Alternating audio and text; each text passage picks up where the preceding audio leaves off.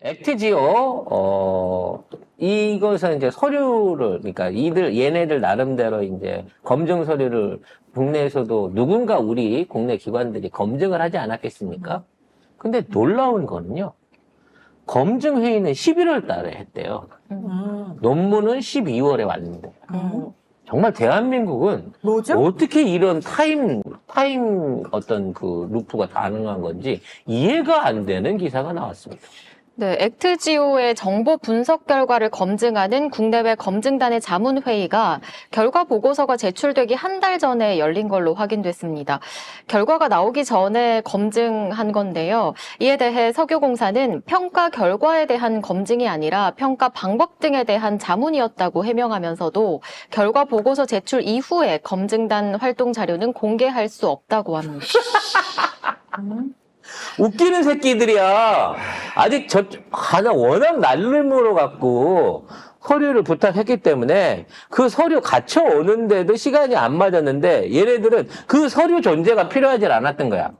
절차적으로 검증 단계 거치면서 다음 발주 또는 그와 관련된 시추 계획 그리고 가계약 이런 것들이 너무 급했기 때문에 그러니까 이 브라질 사기꾼 얘도 시간을 못 맞춘 거지. 우리 스케줄이 11월까지 맞춰줘야 했는데, 아이고, 저 혼자 하다 보니까요. 이거 베껴서 옮기려고 하더라도 복부도 하려고 그래. 시간이 좀 걸려갖고 12월에나 보냈단 말이야. 근데 이거를 11월 달에 이미 회의를 해갖고, 자, 올 서류가 정확하네. 가능성이 20% 나왔대. 미리. 내용도 다 알고 있는 거죠. 야, 이거는 바로 현실성 있으니까 시추하라고 넘겨야겠어. 이거 한동훈 딸이 한 달 그렇죠. 먼저 앞에 가서 미리 다 자원 봉사활동 봉사. 해놓고 이렇게 다시 한 달 뒤 돌아오는 그런 거. 한당훈 딸은 이 고등학교 학생 주제에 봉사를 2만 시간을 한 사람 아닙니까? 여러분, 2만 시간을 봉사를 하려고 하면요. 하루에 2시간씩 봉사하면 25년 동안을 봉사를 해야 돼요. 그럼 봉사로 점철된 17년 인생이었겠네요. 그렇지. 시간 역전의 문제가 아니라 시간 압축도 되는 새끼들이에요. 그래서 하는 말이 뭐냐면, 아니야. 잘못 쓴 거야. 2023년을 24년으로 잘못 쓴 거야. 라고 거짓말을 했다는데, 2만 시간을 5년 동안 채우려면 하루에 11시간을 봉사활동해야 돼. 매일 360일. 봉사로만 점철된 인생이라니까요. 그리고 학생을 11시간을 매일 무슨 봉사를 시켜요. 그러면 아동학대지. 갑자기 그 얘기가 확 오르는데. 어쨌든. 그래서 얘네들 말이 맞다 치자고요. 아, 사실은 2024년 12월에 한 거라고 치잔 말이야.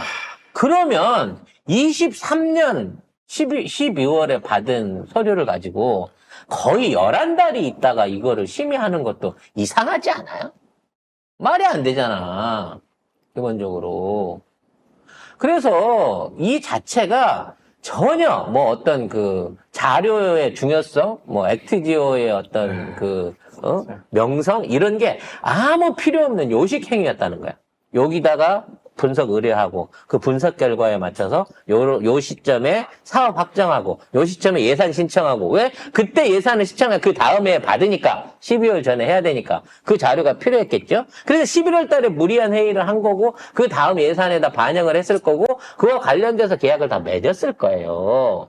그러니까 이 자체가 말이 안 되는 짜고 치는 고스톱이었다는 거지. 짜고 치는데 지금 손발이 맞지도 않아. 손발도 안 맞아. 에휴. 그래서 이 아브레유가 이제는 기가 막힌 얘기를 합니다. 천공이야. 거의. 천공이야.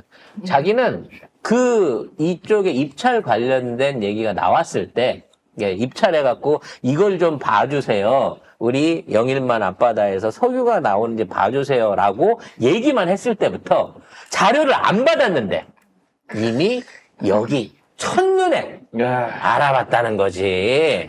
문이 열리네요. 그대가 들어오죠. 자, 관련 기사 보겠습니다. 네, 아브레유 고문이 석유공사가 제공한 탐사 자료를 심층 분석하기 전에 울릉 분지가 석유를 만들 수 있는 좋은 환경이라는 걸 첫눈에 알아봤다고 합니다. 쥐가 울릉도 주민이기를 해. 울릉도 바다를 들어가 봤어. 자료를 받기 전에 그냥 대한민국 지도, 울릉도라는 지도를 보는 순간 아싸 기름이다. 이게 가능한 사람이었다는 거죠. 이거는 이 박사가 아니고 저기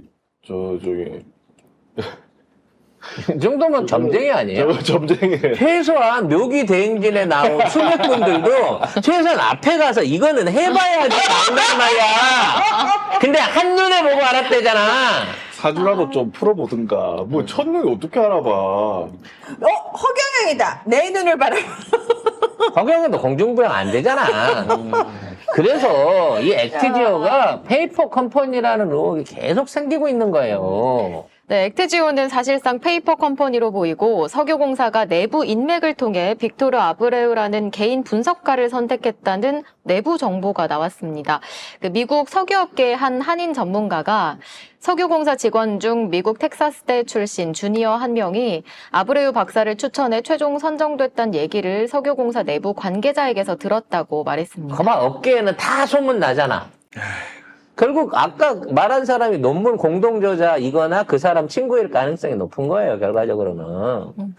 근데 이 세금 못 낸 것도 사실은 이 한인 회계사가 얘기하는데 이 뉴스버스 보도에서 한인 회계사가 뭐라고 하냐면은 뭐 한 $50 뭐 이 정도면은 세금이 아니라 면세 대상 법인이 매년 내야 하는 수수료인데 이 수수료를 실수로 3년 이상 납부하지 않았다는 거는 상식적으로 이해할 수 없는 일이고. 나도 이해가 안 갔어. 원래 텍사스라는 데가 면세 지역이거든. 그렇죠.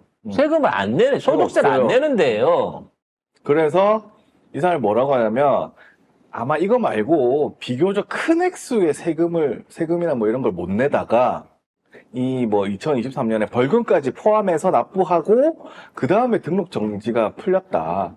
그거 보는 게 합리적이다라고 얘기를 하는 겁니다. 그건 말이 안 되는 게 뭐냐면 처음에 체납이 일어났던 시점부터 기본적으로 우리가 그 체납을 해결해갖고 계약을 하는 그 시점 사이에 어떠한 경제적 활동이 없었다는 거예요. 이니 결국 따져놓고 보면 소득세를 못 냈다가 아니라 소득세는 안 나오니까 소득세를 못 내는, 그러니까 안 내는 그 과정에 신고만 하는 거야. 그러니까 최소한의 신고 절차를 하는데 이 수수료가 $50면 되는 거였다는 거지.